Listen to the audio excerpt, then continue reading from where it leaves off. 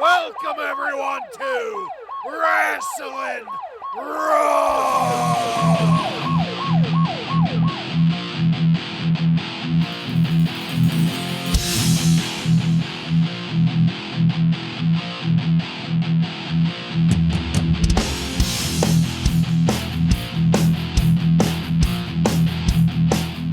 All right, you're listening to Wrasslin Raw, the podcast that takes you back to when the new generation took over the WWF.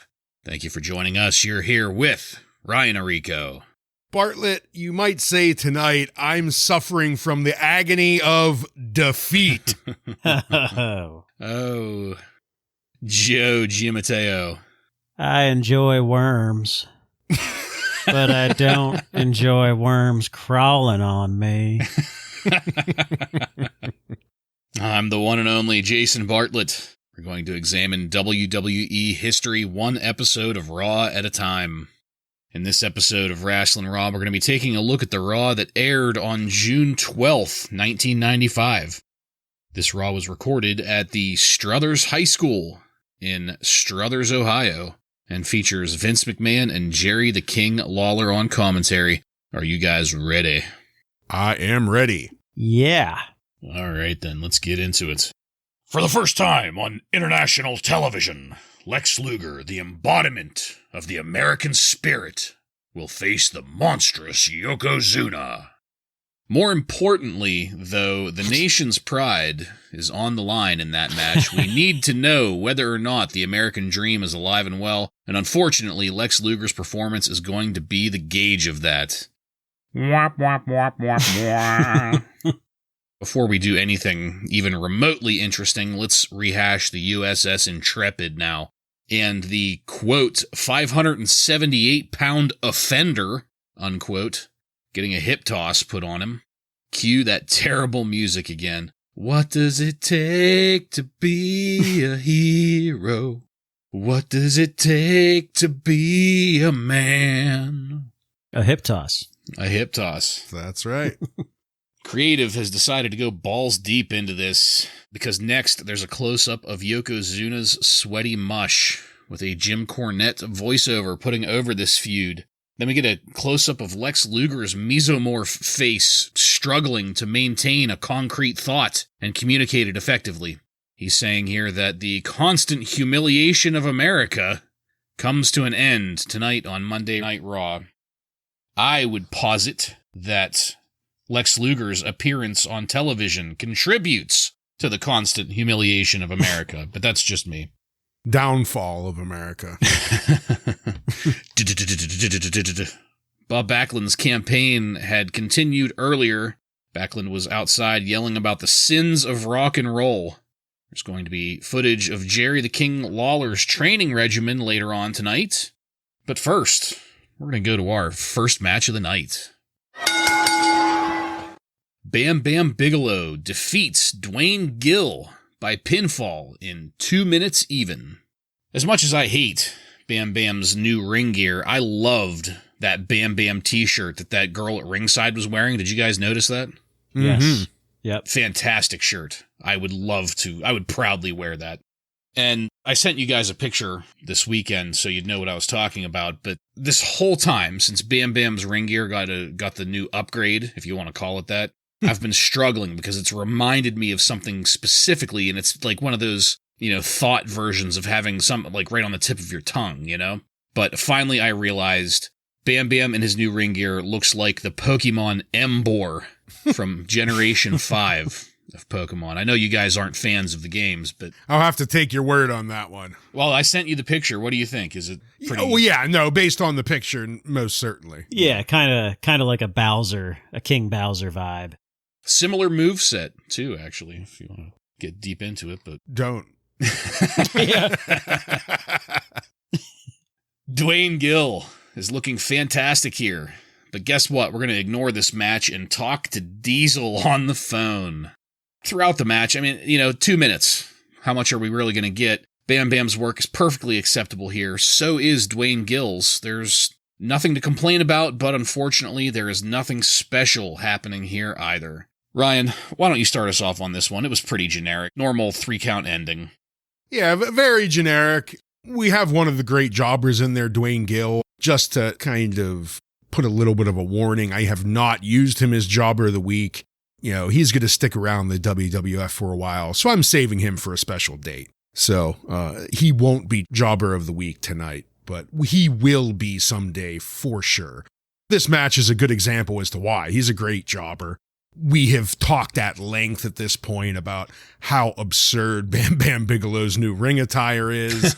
It is just horrendous, but that doesn't take away from Bam Bam Bigelow, the wrestler, because even though they're going to ignore this match, and by ignore it, not just talk to Diesel, but put up this giant graphic letting us know that they're talking to Diesel that blocks half the match for the entire time they're talking to him. I'm not sure what that was all about, but we got the standard moveset out of Bam Bam. We got his great-looking Enziguri. But, Gil does a great job of selling for it. So, like you said, Bartlett, this is nothing that you're going to remember down the road, but it's a very just serviceable match with Bam Bam against a great jobber.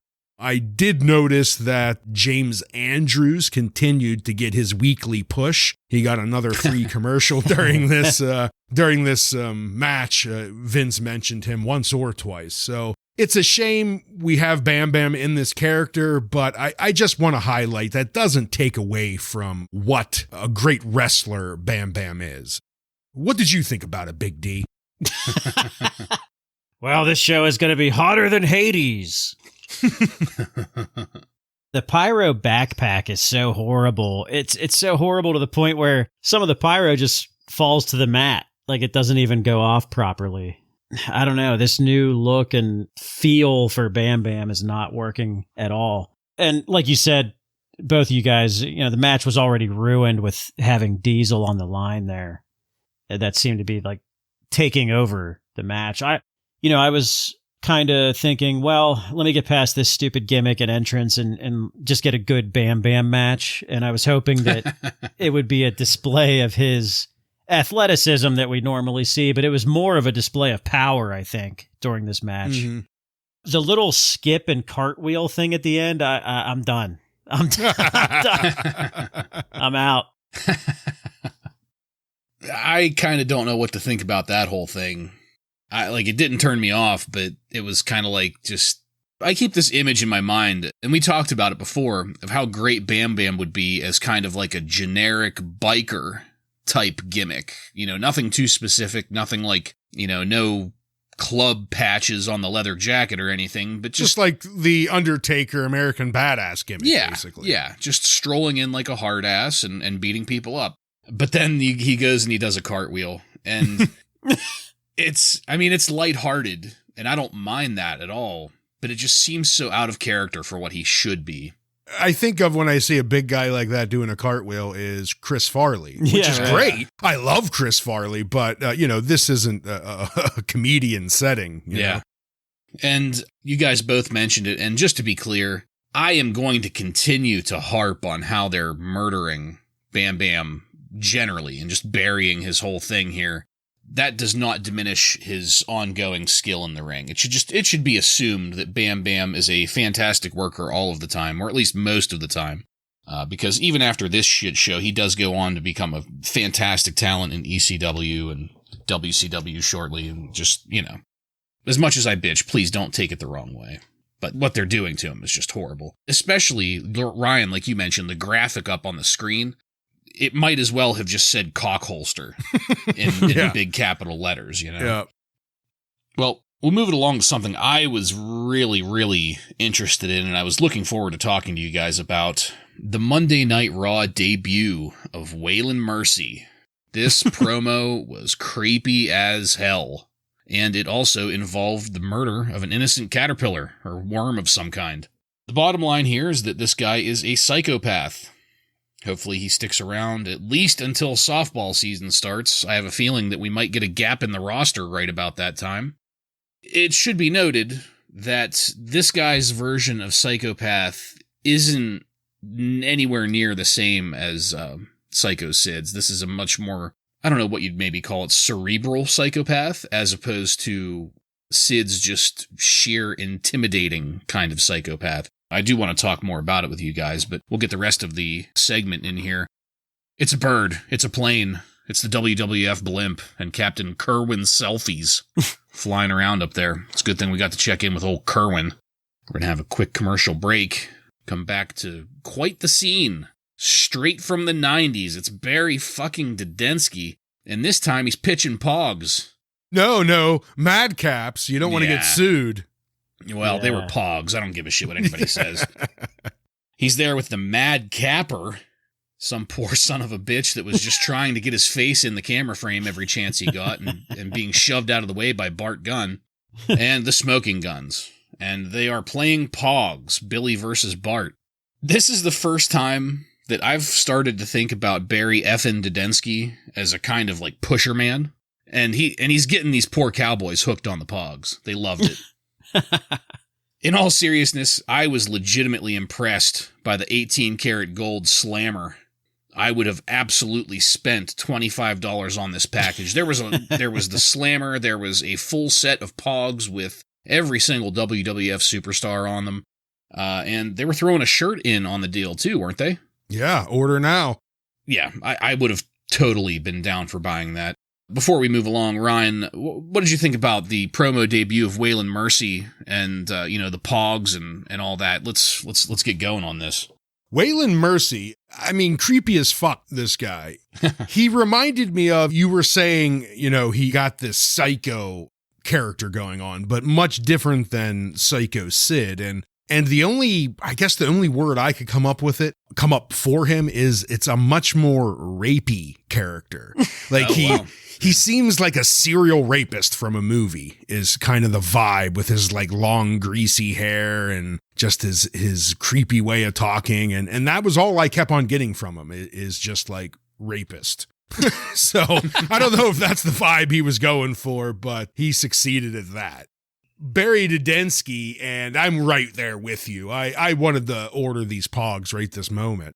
I was just cleaning out my mom's house after moving, and I found a big bag of all of my old pogs. So I now just recently have access to a bunch of pogs. So if I could have this 18-karat gold-plated WWF Slammer, I could be playing right now.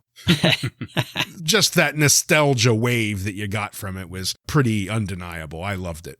Yeah, Waylon Mercy is one of the things that I looked forward to when we first started doing this podcast. I love it. I love the whole gimmick. It works. This is Dan Spivey, who had a lot of good runs with WCW, and he was even in WWF as well earlier. Won't be the last we hear about him tonight. Yeah, he was part of the tag team with Sid when they were in WCW. I forget what they were called, but the Skyscrapers or something. Skyscrapers. Like that. Yeah. Unfortunately, this run didn't last very long. I looked it up, and Dan Spivey actually had to retire in 1995 due to injuries. So we'll enjoy it while it lasts for sure. This gimmick is based off of Robert De Niro's character in Cape Fear. That makes sense. Yeah. That's what they're doing with this. And he does it great. Like it's really good.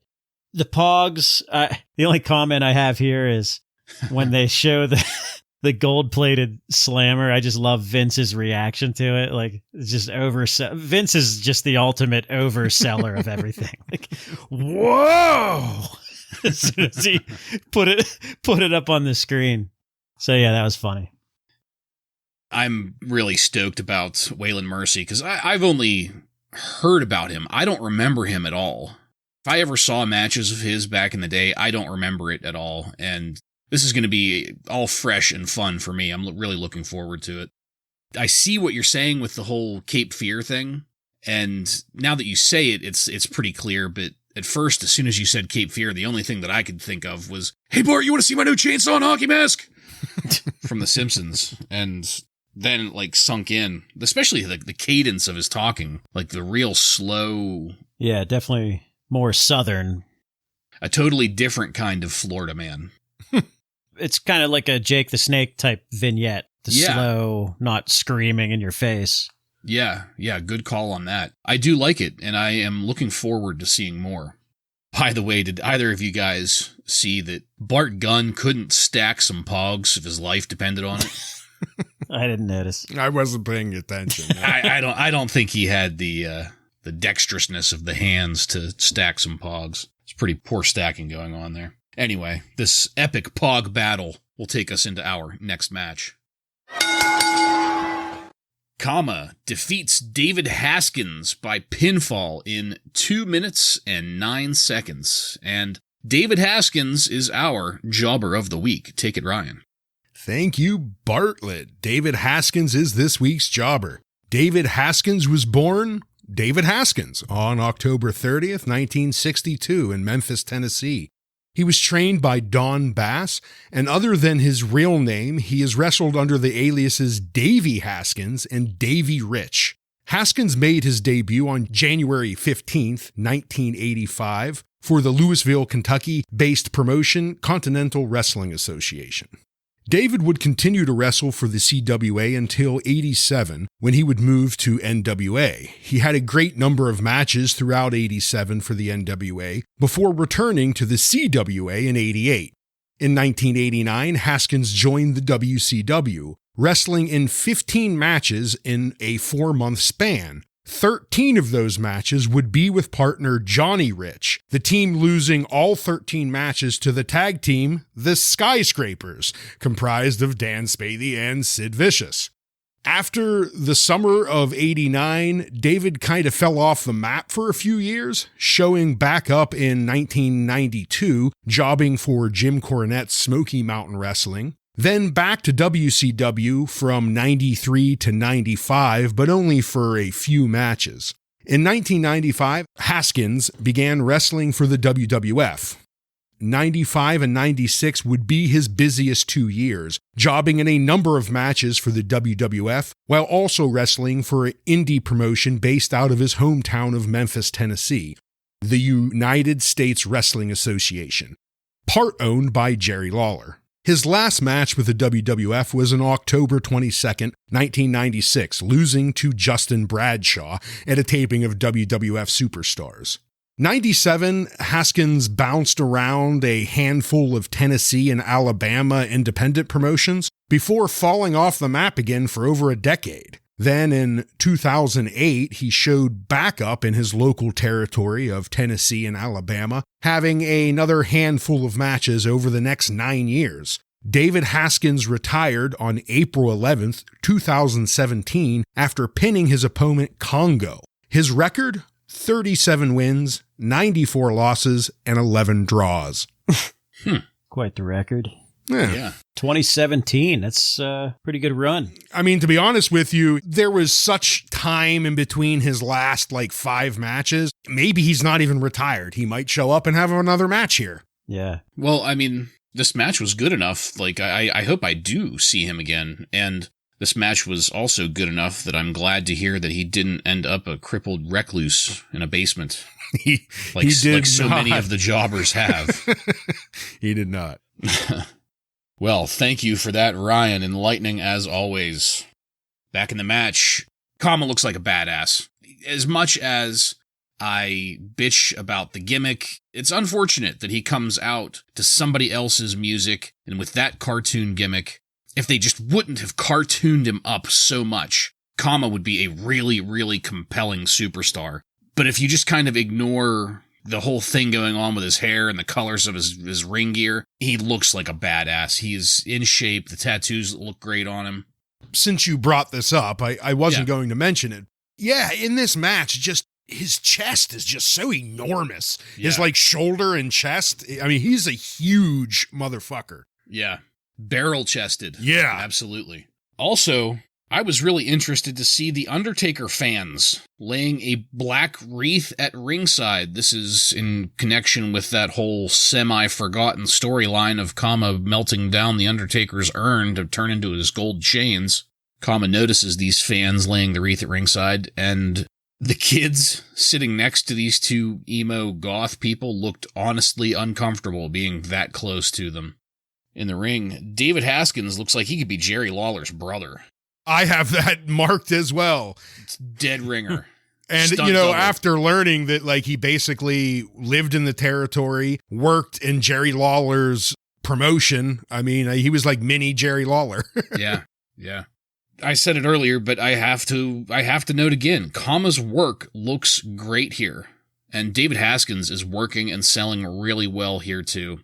But once again, this is a 2-minute and 9-second match. There's not really a whole lot to talk about. Ultimately, Kama gets the win, and then proceeds to verbally accost the Undertaker fans there at ringside. The girl looks like a normal, albeit pale person, but the guy was creepy as hell and looked like he was on the nod half the time, like somebody had injected him with a hot dose of morphine or something before he sat down, one eye fluttering and the other one looking off in some other strange direction. Joe, please, what did you think of this match? I'll start off with where you ended. Do you guys remember the SNL skit with Mike Myers called Sprockets? Yes. I can't believe you Yes. mentioned it. Yes, Yes. exactly. The guy looks exactly like Perfect. He's got, like, the It's so black fucking turtleneck. perfect. Yes. I didn't really understand that. I mean, obviously they're plants, right? I mean, Yeah. Yeah. I mean, this is going back to back when we first started, and he was having that feud with Mr. Hughes. They were doing the same thing. The wreath. Right. Yeah. David Haskins, to me, like, he doesn't look like an athletic guy, but he has some really athletic abilities in the ring for a jobber. Sold the hell out of that clothesline. Like, did a flip kind of like they do now, you know? That was pretty impressive. The Kama gimmick to me, like, I haven't been as bothered by that as you have, Bartlett, but since we've been talking about it almost every week, it is starting to get to me with, like, how stupid the gimmick is, like how cartoonish it is. Obviously, the gimmick is not stupid because it worked for real fighters like Ken Shamrock and Dan Severn. Like you say, it's just too cartoony. Yeah, they're not It's the treating look. him like a real fighter. It's No. not the gimmick, it's the look. Yeah, they're treating Yeah. him like a comic book or video game fighter. Right. Yeah. It's the gear. I mean, because Yeah. he obviously has a haircut. look. Yeah. He obviously has the look. I mean, he's a monster. Yeah. It's starting to bother me, and they're not really doing anything with him. Like, he's starting this program with The Undertaker very slowly, but he hasn't really done anything up to this point. So it's kind of disappointing. Yeah, I mean, just to follow along, the gimmick really holds him back because what he does in the ring is amazing for a guy his size. Yeah. I mean, he just has some really quick moves and they always look hard. They're very realistic looking impacts when he does it. And I thought, especially in this match, David Haskins did a phenomenal job of making Kama look great. Joe, you mentioned that clothesline. I have that marked here because I just absolutely love when someone does the full flip midair from a clothesline. It just looks, I mean, if you're in the crowd, it just looks so great. You know, just the sound and visual of that. Yeah, as a crowd, that's what you come to see. Yeah, 2 minutes, and again, they just throw Kama into another jobber match, but this was a pretty entertaining jobber match with a great jobber. I do like that it looks like they're finally resurrecting this feud with The Undertaker, because I am kind of interested as to what these two could do in the ring together. I think that could be a very interesting match, so I hope that happens in the near future here. Yeah, so, and both of you guys have made reference to this. This whole thing with Kama, The Undertaker, and the urn as the chain has been going on since WrestleMania, right? Mm-hmm. Yeah, that's when he took it. That's when he took the urn, was WrestleMania. So, I mean, it's been going on for a couple months at this point, right? A month, about 2 more months? so. Because if we're going into King of the Ring, we're now at the next quarterly big event. Yeah. So closer to 3 months then. Yeah. I think it just goes to show that, you know, this is a 3-month-long program that we're working on here now, and these pale fans delivering the wreath is the most we've seen that feud progressed in one sit-down. You know what I mean? It's been referred to here and there, and this has made me genuinely wonder if this is maybe one of those cases where the majority of this feud has played out on superstars. It could be. Like, it makes me wonder what all we're missing with this because we're not watching Superstars, you know? But it does seem like if that was the case, they would have gave us some shots from Superstars right now, or at least at some point when we see Kama or The Undertaker saying, just to update us on the feud. Right. Yeah, I mean, you're right. Kind of like we're going to get later with something very horrible. Like what happened on Superstars. Right. Well, let's not keep the fans waiting. Let's move it along so we can get there eventually.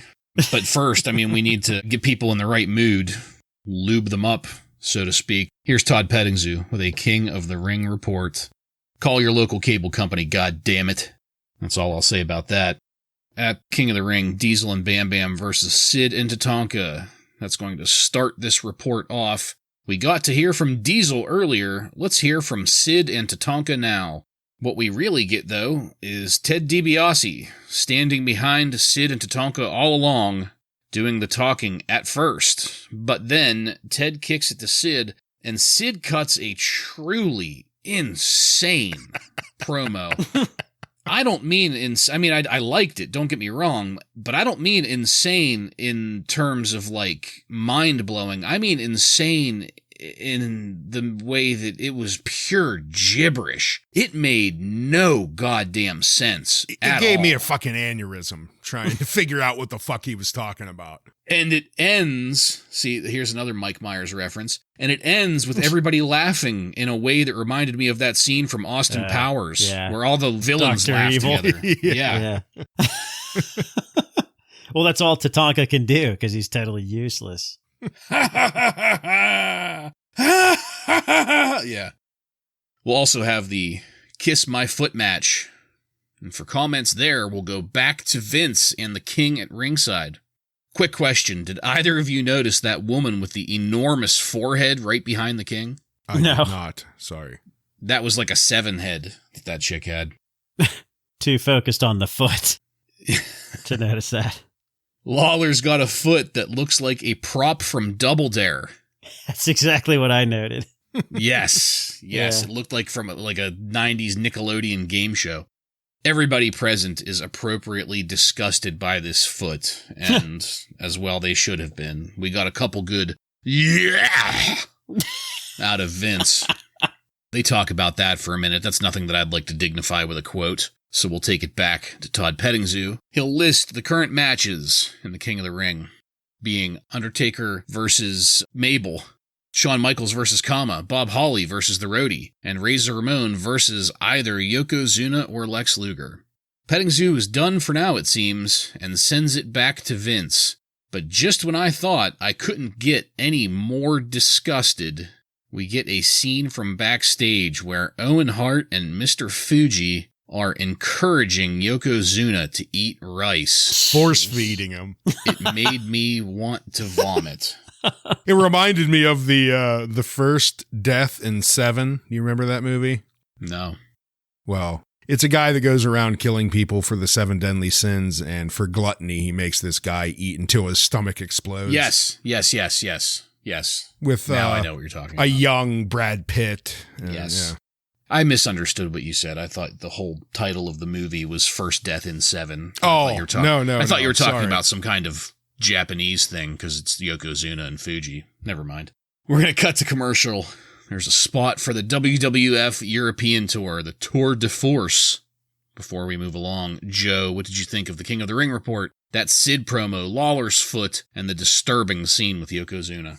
Well, I don't have much to say that hasn't been said already. Sid's promos continue to impress me, but again, I think he's being weakened by being with Tatanka right now. It's just hurting him, in my opinion, because Tatanka's totally useless. Sid is fine on his own. He doesn't need Ted DiBiase. He doesn't need Tatanka, but we're going to have to deal with it, I guess.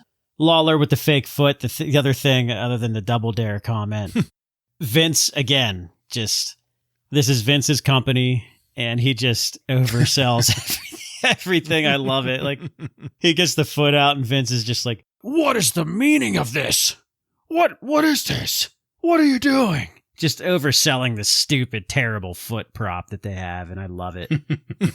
And the rice eating is just disturbing. That's all I had noted here, just disturbing.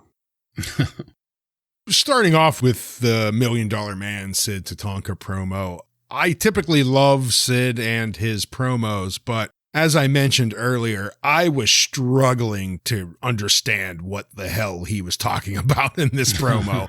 I mean, he starts talking about here comes Mr. Jordan and some angel, and then something about a movie and suffering and taking the hero out right before. I mean, like, I rewound it like 3 or 4 times and still could not make heads or tails or what the hell Sid was talking about. So it sounded extremely creepy like he always does, but god damn, my head was hurting more over trying to figure out what the fuck he meant. Lawler in the big foam foot, it's disgusting. We all know it. You know, he's got sores. I think he even like picked a sore off the toe and ate it at some point. I mean, they're really going for the gross factor here, and it's working if that's what they want to accomplish. So I just want to end this, though, towards the end of Petting Zoo's segment, he's talking about the Undertaker Mabel match. And I just want to say that Todd should be fined like $100,000 for his, or will Mabel wrap up the Undertaker? And he did like the hand motion wrap thing. Like, yeah, he should have been fined by the FCC for that, because it was absolutely horrendous. It was disgusting. Maybe worse than the foot. Yes. And the humiliation of Yokozuna. I guess if he refuses to lose weight, you might as well just humiliate him as you have Owen and Mr. Fuji cheer him on while he stuffs his face. I guess so, right? That thing with Yokozuna, man, it made me kind of feel bad. It was disturbing. It was disturbing, especially knowing the history of him and what they supposedly tried to do for him. Yeah. Send him off to Fat Camp. I mean, yes, he cheated at Fat Camp, but it's just like when they have the alcoholic storyline for like Scott Hall and guys that actually struggle with that. Yeah. Poor taste. Yeah. Very poor taste. Yes.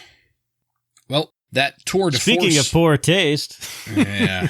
That Tour de Force commercial brings us back into our next match. Man Mountain Rock, that's MMR, defeats Bob Cook by submission in 1 minute and 4 seconds. Go get him, Rock. Ladies and gentlemen, here's Man Mountain Rock, and this is terrible. Okay, so we're going to need our professional musician on this one. He's using a style of guitar that makes it look like the guitar is tiny in his hands. It's like the kind of guitar that ZZ Top uses, but without all of the white fur all over it. Or the talent. Joe, what is that style of guitar called that he's using? Were you able to see a guitar? I just saw him engulfing some sort of instrument with his body. That is a Steinberger guitar. It's a headless guitar. Okay. They're a gimmick. Yeah, guitar, I was going to say, it's perfect. They're gimmicks, right? Yeah, it's perfect for WWF wrestling in 1995. They're nothing impressive. They're cheap, shitty guitars. They're the type of thing that a bearded fat lady would pick up to look like more of a spectacle. Yeah. Or something that Vince McMahon wouldn't mind shelling out a couple bucks for to just destroy later. The local Radio Shack. Yeah. MMR looks like a guy that you'd see at like a biker bar just pounding Bud Heavies. Well, MMR's music, thankfully, it doesn't last long. Neither will this match. Vince keeps putting over this supposed feud between Bob Backlund and MMR. I can't help but think that would be a terrible collision of styles.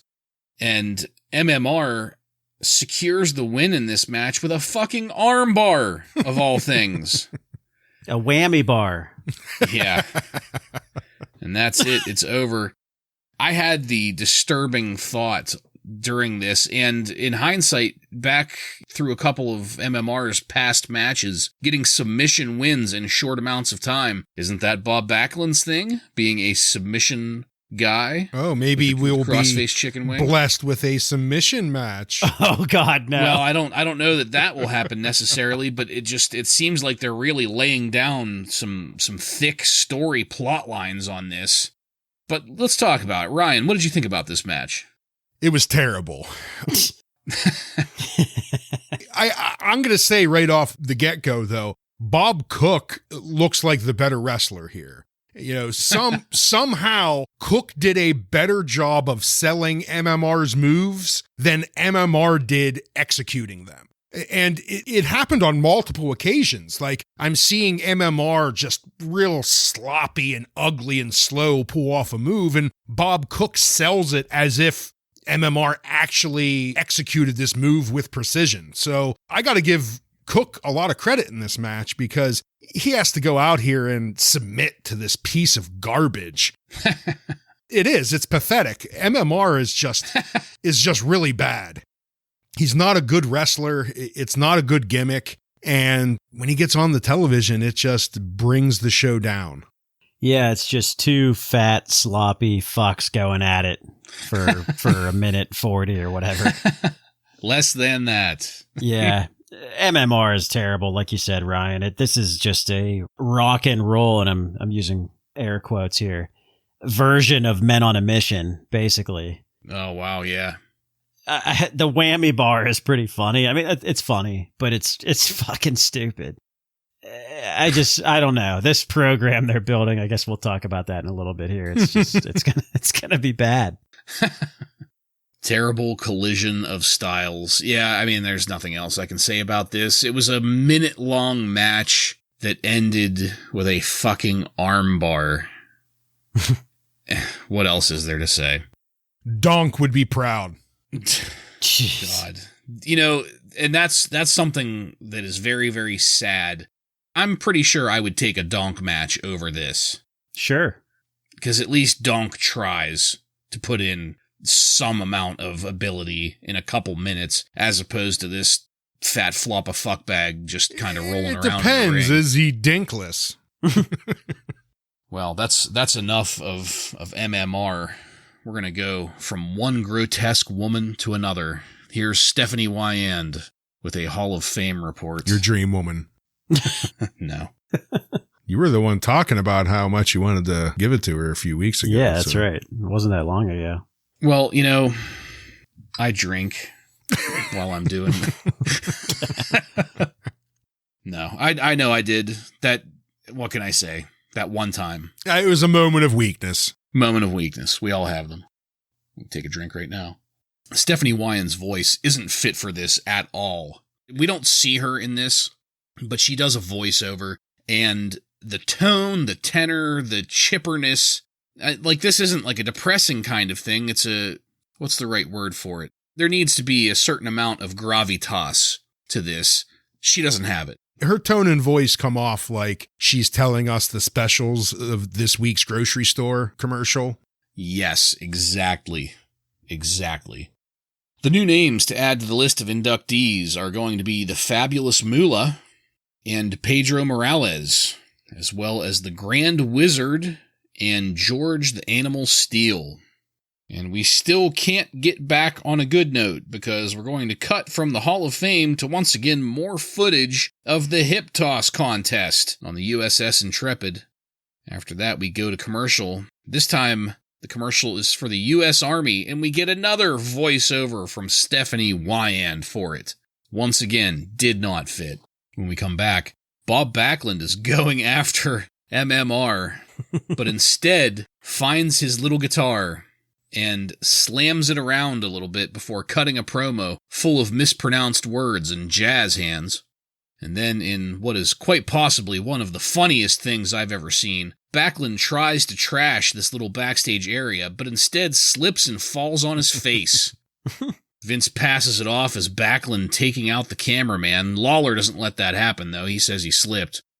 Just briefly, Ryan, what did you think about the Hall of Fame update and Bob Backlund's backstage promo? The Hall of Fame update, I mean, it's fine, other than the narration of Stephanie Wyand. The Fabulous Moolah, you know, it was good to see her. Of course, I think any wrestling fan remembers her, no matter what era or decade they were a fan in. Pedro, I don't know much about him or the Grand Wizard, but George the Animal Steel was obviously a legend. Everyone knows him. So exciting to see those two well-known people get in there. This Bob Backlund looking for MMR thing, it's, so this is Bob Backlund off script here. So Bob Backlund being off script means that's a mark in the negative column. Oh, okay, 1 second. Okay, we're going to do this here. Okay. I mean, at one point, this was so bad, and he was making so little sense that even the heel announcer Lawler chimes in with like what? Yeah. I mean, it not only is Bob Backlund off script here, he's in search of a feud with Man Mountain Rock. This does not work for me, brother. Yeah, I agree. It's almost like Backlund's walking around, like he drops the guitar and kicks it as if he's trying to not destroy it. It's like he's sort of... Well, it's got to go back to Radio Shack. They got to get their money back. Yeah. But yeah, I thought that was horrible. Just, Backlund just yelling the whole time, just making no sense. And the Hall of Fame report, Stephanie Wyand, I think I said before that she should not be on TV and her voice should not be on TV either because she can't even read well at all. And the music was terrible. It sounded like some cheesy 80s movie music. Not like the good pump-up song, but like the somber, shitty music from 80s movies. But I did like at the end, when I was done scooping the litter box, I came back and she says, "It should be a wonderful evening," while George Steele is chewing on a turnbuckle like a monster. Like the timing was just perfect. I don't have anything to really add to anything that you guys have said here. I completely agree. Terrible. Just about all of this. I do have a question, though, and I know you guys have both kind of said this already, but I just want to be clear about it. Do you know anything at all about the Grand Wizard? The only thing I know is that he gave Bob Backlund the Howdy Doody name. Okay, yeah. And we did get, for our listeners out there, we did get video footage of the Grand Wizard during this package. So we got to see what he looked like. He kind of looked like a 70s glam rock version of Zombie from Pee-wee's Playhouse. Mecca hi, mecca hidey ho. But he's been referenced many times in many different wrestling podcasts and here on WWF Raw. And the thing that I always come back to with him, I don't know the story behind his whole gimmick. That's why I was asking you guys, but isn't Grand Wizard a rank in the Ku Klux Klan? Yeah. Oh, yeah. Okay. But the thing is like, I think the deal is that was a term used in a lot of private clubs. Because if you think back to even the Flintstones, the Water Buffalo, their leader was called the Grand Wizard. So I think it was just a term that was used in a lot of private clubs. Okay. I think that his full, I'm just looking it up right now because I want to see what he looks like. It looks like his full name was the Grand Wizard of Wrestling, and they probably just shortened it. Oh, I'm sorry. Before someone corrects me, my memory came back to me. It's the Grand Poobah was the name in the Flintstones, but you see what I mean. It was a take off of Grand Wizard. Yeah. Okay. Well, I mean, that definitely makes sense. It's just... the term for me, Grand Wizard, just has that automatic negative connotation from the KKK. So this every time they bring him up or mention him, I'm like, that's not right. Well, guys, we've had a great run so far, but now the one I've been waiting for. Let's go to our next match. Techno Team 2000. Troy and Travis defeats John Crystal and Mike Corey by pinfall in 3 minutes and 25 seconds. I honestly do not know what to say about this other than just simply relating the facts. These guys look kind of familiar, but I don't remember them, and I've never seen them that I know of, but I had a real deja vu thing going on with both of their faces during this entire match. John Crystal and Mike Corey, on the other hand, both former Jobbers of the Week, if I'm not mistaken, right, Ryan? Absolutely. Yeah, I actually have a little bit to talk about them when I go. Well, they are wearing matching denim hot pants in this for some reason. Daisy Dukes written down. Yeah. I have both written down.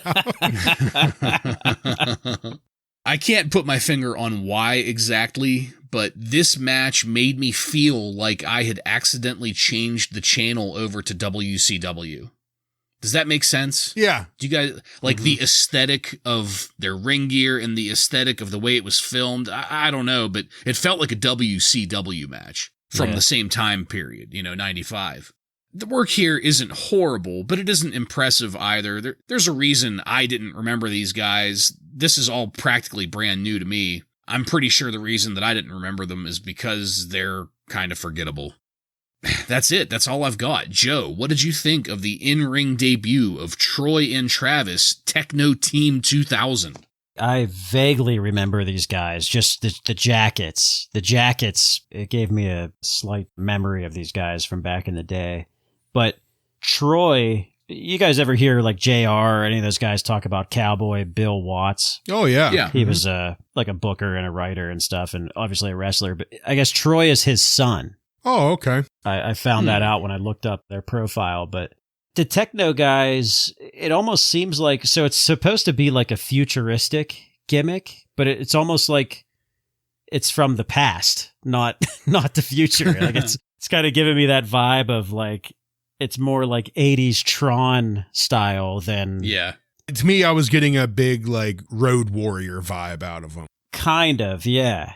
I don't know. I don't want to say that they were terrible. I think that they were okay as a tag team. It seemed like they were both like illegally in the ring, like for half the match because they were both in there. Their finisher's not that great, and this gimmick just doesn't stand a chance. Like I feel like these are two guys that just kind of got hosed. Like they're just put into this shitty gimmick, and I don't know. It's just not. It doesn't work for me, brother. As Bartlett, you alluded to, both John Crystal and Mike Corey are former Jobber of the Weeks, and they were actually consecutive Jobber of the Weeks. If you remember, they had a very long history together as a tag team outside the WWF. When we saw them in singles action, though, they were just wearing some cheap-looking high school wrestling singlets. But now that they are together as Model Inc., they have their ring attire of hot pants on. So I was really glad to see that because they look pretty ridiculous in those white shoes and tight shorts. Yeah, way to go. And what a visual. These two guys from Techno 2000, they're impressive figures. They're both big, tall guys, and they don't really move bad in the ring, but just based off memory, these guys are not going to be around very long, and it's understandable when they were crippled with such a terrible gimmick. They had no chance. The moment you saw them come down to the ring, you knew there was no way this tag team was going to catch on with any fans. I will say there was one point that made me feel pretty old. Jerry Lawler is talking about Techno Team 2000, and he says, maybe these guys will be ready to beat me around the year 2000. Like, man, we're 20 years past that. They kind of reminded me of the Blue Brothers, as in, like, they're not bad, but they're not great. They're kind of forgettable and probably aren't going to be around in a month. Like you, Joe, I was confused as to if they were baby faces or heels, with their constant double teaming and refusing to get out of the ring. And, Vince even mentions it a couple times that the ref needs to get the match under control. So I'm not sure if they're baby faces or heels yet. And I'm not sure they're going to be around long enough to find out. Yeah, I agree with everything that you guys have said here. This wasn't terrible, but it wasn't all that great either. And I'm looking forward, I guess, to what we can get out of Techno Team 2000, maybe a better representation in the future. I was pretty impressed with John Crystal and Mike Corey for the most part. They looked great. They deserved their Jobber of the Week statuses, respectively. Not much else to say. The hot pants, a little bit of a turnoff, but whatever. Better than the Techno Team 2000 gimmick. And Joe, I'm really glad that you brought up the idea of this being the future in the past. Because you nailed it right on the head with that. It's like the same thing with Mabel and Mo. Whenever Mabel and Mo first debuted, that was Street 5 years previously. Yeah. You know what I mean? Techno Team 2000, same thing. That is futurism 5 years previously. So in the year 1990, that would be considered futuristic. But by 95, it's just out of touch. Yeah. Which is a phrase that you can apply to many, many things going on in the WWF right now. Speaking of something that I wish that we didn't have to do, backstage with MMR.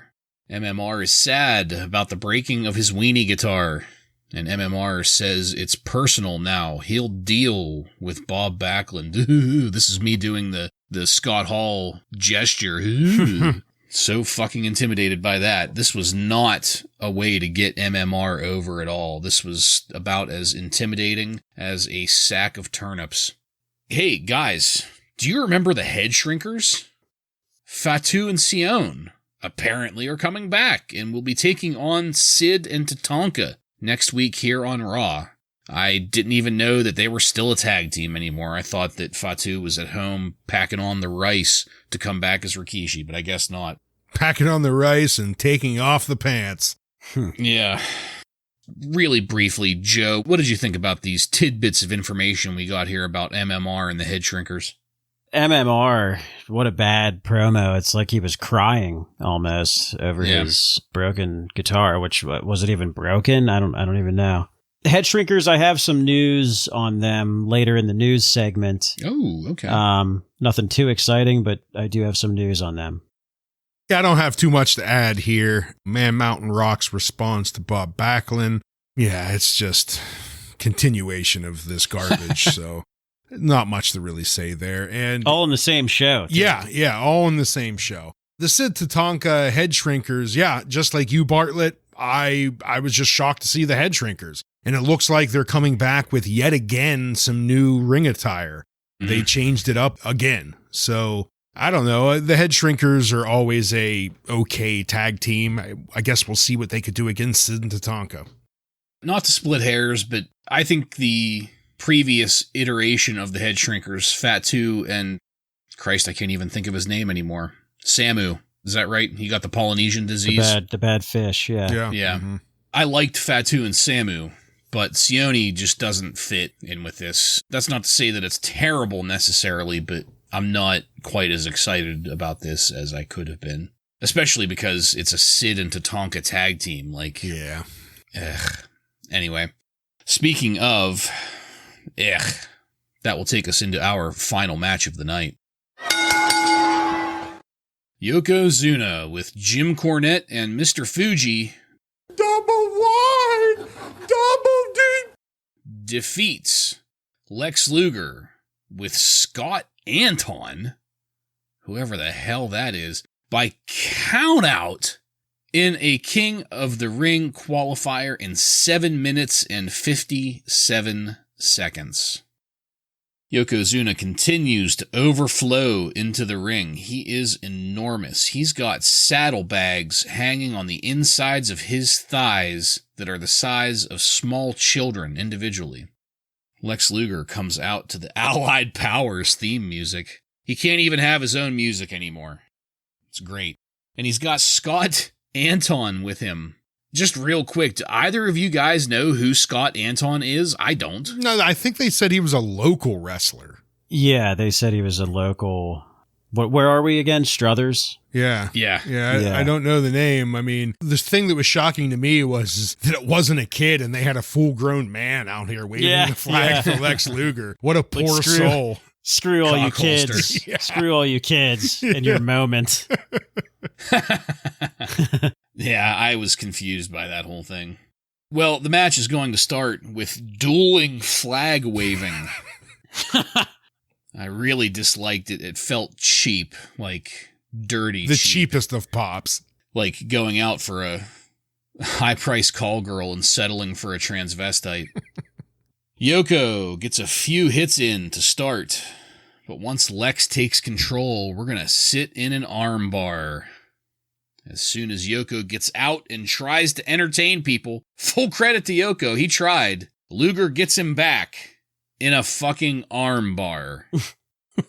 As if we haven't wasted a lot of time already, Yoko gets thrown to the outside and sits there a while. Ordinarily, I would be angry, but at least I don't have to watch Luger wrestle while we're waiting.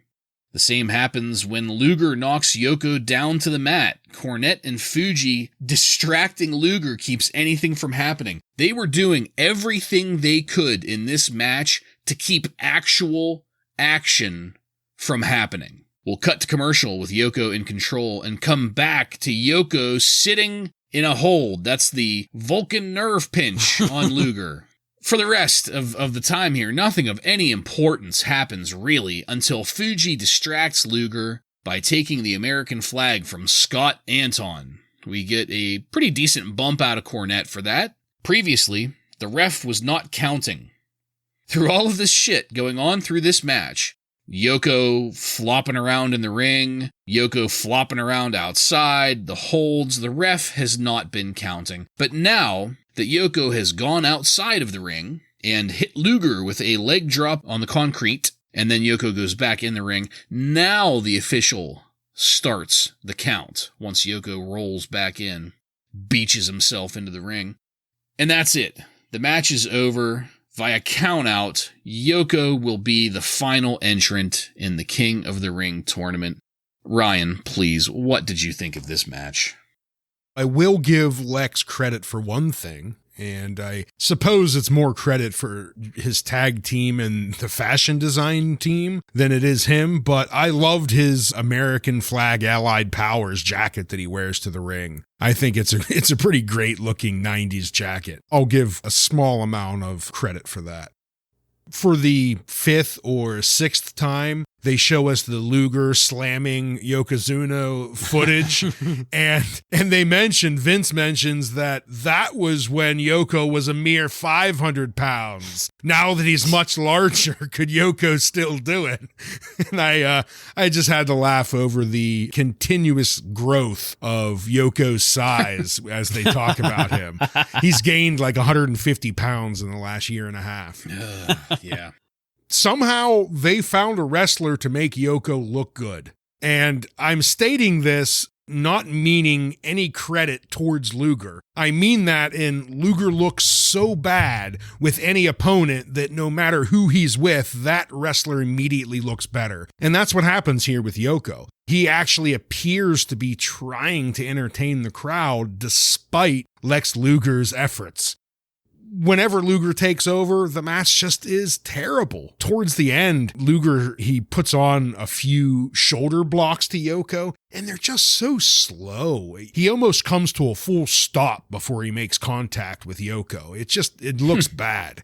I guess one thing is, when you go into a match like this expecting it to be so terrible, a lot of times, as long as it's not absolute cancer, it actually ends up being better than your expectations. So I was expecting this match to be so bad that I was actually a little surprised that it was, I don't want to say entertaining or good, but it wasn't the worst match I've ever seen Luger in. That's for sure. You fucking loved this match, didn't you? 5 stars. 5 stars. 5. I am going to do something different this week. I am not going to recap this match. And the reason is, as I was watching this, well, first off, last week we were not looking forward to this match. So as I'm watching this, my wife walked into the room and I did not pause it. I let it go. And she has no idea who these two men are. She does not like wrestling. So instead of recapping, I'm going to tell you what her comments were during this match. Fabulous. Yes. So it started and she saw Yokozuna, her first glance at Yokozuna, and said, "Look at those tits. They're bigger than mine." And I wanted to explain, well, he's 600 pounds. I just let it go. Then when Luger got up on the second rope and started throwing punches at Yoko's head, she said, "Oh, he's sucking his dick." Later on, she said, "Where do they find a giant sumo man?" And I let it go. She called Yokozuna a sweat hog at one point.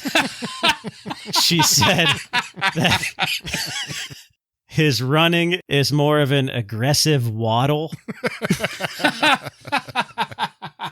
This sort of goes with Ryan's recap. She said they're barely bopping each other, which basically means like their selling abilities are so bad at this point. And last, when Yoko rolled into the ring, she quoted Fred Durst and said, "Rollin', rollin', rollin'." That's a few years early. And that's it. That was it. That was my experience with this match. That's good. Oh, man, Joe, I want you, after we're done here, to just go give Steph a big old kiss from me. That's good shit. That's good shit. Yeah, I agree with just about everything here, except for Ryan's absolute love of putting over this match. I couldn't get up on it. Ryan's at all. Get up? Ryan's No. Hold on. I didn't say I was up on the match. I said that Yokozuna looked better than Lex Luger. Ryan's sitting there right now wondering, why is this not the highest rated Raw up to this point? Yeah. Joking aside, Ryan, I know what you're saying about, such low expectations. The thing that I did not care for about this, and it was actually kind of sad because, earlier we had the whole Rice thing, and now Yoko is just a sweaty, what'd you say, Joe? A sweat hog? A sweat hog. And sweat hog. I love that. Now he's just a sweat hog, and we have the best possible working formula for Yoko in his tag team with Owen Hart. Tagging him out for him to catch his breath so that for 15 seconds, 20 seconds, he can come in and do some genuinely decent work before getting tagged back out again so he can go out and catch his breath again. I feel that works for Yoko, and it is a way to allow Yoko to attempt to work the crowd and work his gimmick and just work better overall. This match highlighted everything that didn't work about Yoko for his entire singles run and highlights everything about Lex Luger that doesn't work for his singles action and his tag team action, let's fucking face it. Just poor wrestling, poor storytelling, a poor match, poor creative. There is nothing positive. Unlike you, Ryan, there is nothing positive that I can say about this match. And I mean that seriously. I know that you were making, a comparison of expectations versus reality. I can't even take it that far. And I'm not trying to be a cynical asshole about it like I typically am with these kinds of things. But Yoko tried. I guess that's probably the best thing that I can say about this. And I guess that's somewhat of an agreement with you. I guess, yeah, all I'm saying is I could probably come up with, on one hand, matches that were worse from Lex Luger. You know what I mean? Than this one was. That's all I'm saying. Yeah. Yoko tried, and this just kind of put the brakes on whatever momentum he had as a superstar in my eyes. We'll see if he can get it back in the future. Being a tag team champ, hopefully, he can, but we'll see. Well, we'll close out the episode here back at ringside. Next week on Raw, The Undertaker will be in action, as well as Shawn Michaels in action. Don't forget the Head Shrinkers versus Sid and Tatanka. And now, the long-awaited training footage of Jerry the King Lawler for his Kiss My Foot match with Bret Hart. Lawler's training is that he is in a stable. He is in a stall in this stable with a horse named Prince. Lawler is barefoot, and he is standing in sawdust that is soaked in what appears to be horse piss. But before we go, let's take a look at superstars this past weekend. Ladies and gentlemen, you won't believe this. Aldo Montoya was in the ring with Jerry the King Lawler, and what you're about to see would make a podiatrist regurgitate. After a whole bunch of delays and time wasting, the point of this is that the King ended up forcing Aldo Montoya to put his mouth on the King's foot, and they show it on repeat back and forth. Poor Aldo. Yeah, Aldo was practically deep-throating. Do you know what it reminded me of? The jock on his face. He was gagging on him. that big toe. And it was disgusting. Yeah. But do you know what it reminded me of? and I don't know if either of you guys will know what I'm talking about here, but that episode of whatever the fuck Bam Margera's show was called, where that drunk chick in the bar sucked on Uncle Vito's diseased fungus toe. Yes. That's exactly what I thought of with this, because they just kept on showing it going in and out of his mouth. And that's it. The most disgusting footage ever on Raw, and we fade to black. Ryan, what did you think of the way that Raw ended tonight? Disgusting. There's really no other way to put it. I mean, it's what they were going for. So, I mean, I guess they didn't miss their mark. It was rightfully disgusting and not making me want to see this match. So, yeah, sad. Yeah, the whole thing is horrible. It really is. And Aldo Montoya, like, who cares? The whole thing is bad comedy, and it's a shame. Unacceptable. Yeah, unacceptable. Unacceptable. I really, really, really feel bad for Aldo Montoya in this. Just between the jockstrap and the gimmick and the sucking of the toe, practically, just feel bad for the guy, because I know he's a good wrestler. He doesn't deserve this shit. Neither does Bret Hart, for that matter. And that's it. We are now going to kick it over to highlights and lowlights.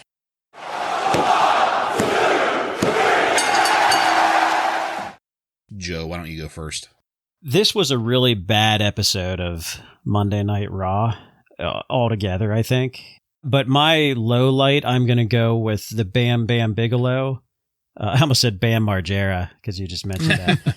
Bam Bam Bigelow, because it's just getting worse and worse, in my opinion, with him. And not his fault, but you guys know, the babyface push. Highlight for me is probably, I mean, it only lasted, 30 seconds, but the Waylon Mercy vignette. I'm looking forward to seeing more of him.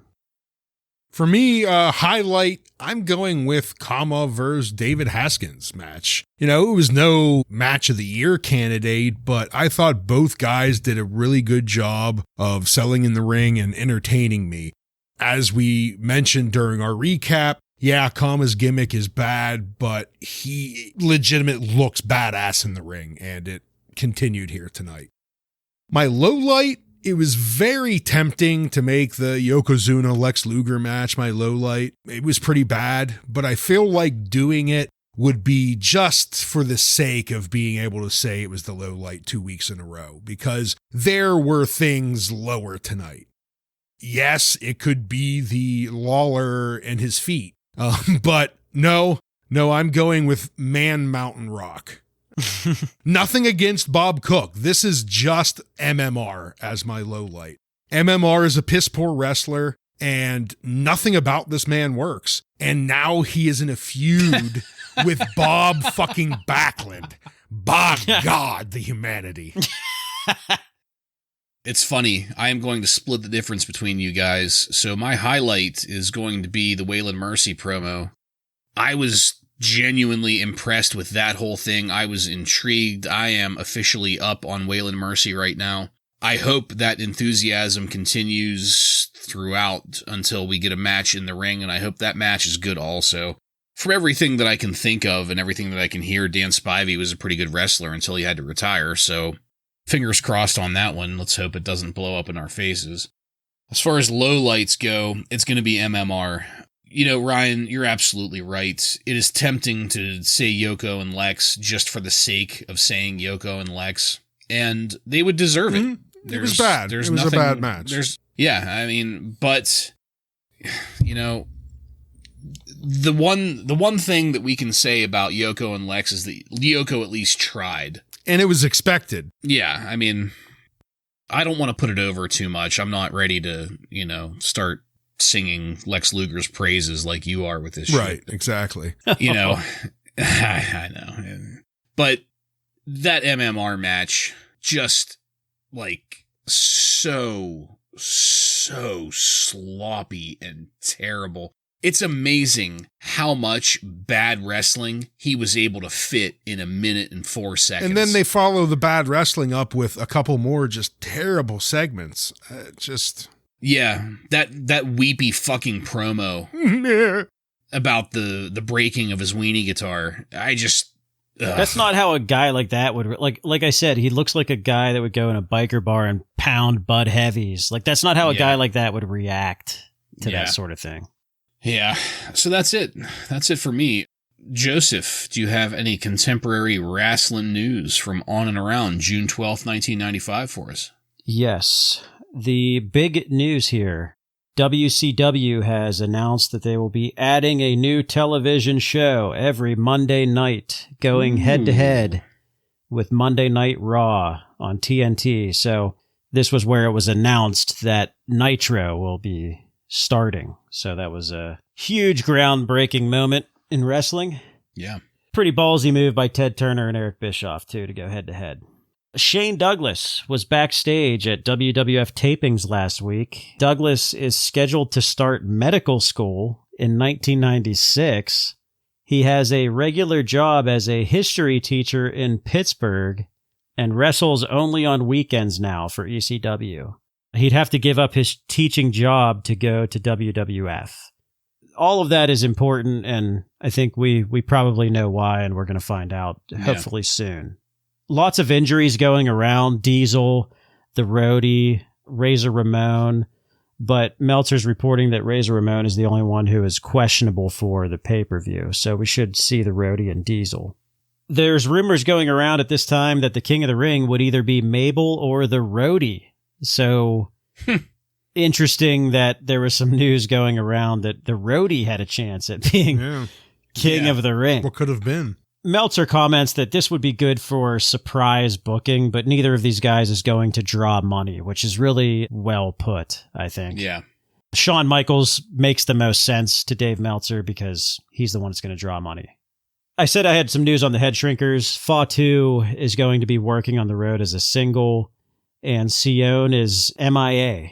So Meltzer thinks that he was let go, and this is probably reported after next week's Raw, since they're going to be in a tag match. And last, we've heard about the cost-cutting measures that the company is taking during this time. Water coolers. Ted DiBiase, he's going to be the only manager who is allowed to travel on the road. So managers like Mr. Fuji, Sonny, Harvey Whippleman, they are only going to be on the road if the city is within driving distance of their home. Obviously coming from the Observer, nothing official, but we've heard all those rumors about that from other shows. Jeez. Yeah, so that stuff's going to start happening, so I'm interested to, read more of that, those cost-cutting measures they were taking. And that is all. That's very interesting to hear that they're going to almost, not quite, but almost kind of shoot themselves in the foot with talent going into the summer season. You'd think that the summer season would be more of a money draw for them, what with kids being out of school and staying up later and going to events and things like that, Yep. Well, thank you, Joseph. It's illuminating as always. And that's it, folks. We're done with this one. I want to thank you again for joining us, and if you like what we're doing here and want to connect with us, you can find us on every major social media and podcast subscription platform by searching up the handle Wrasslin Raw. That's WRASSLINRAW. While you're there, don't forget to click subscribe to get every episode of Wrasslin Raw coming to you every week. Give us a 5-star review and let your friends know about the fastest growing wrestling podcast in the world. Next week on Wrasslin Raw, we're going to take a look at the Raw that aired on June 19th, 1995, with matches featuring The Undertaker, Gus Kantarakis, and many more. So, for Joe and Ryan, I'm Jason, and this has been Wrasslin Raw.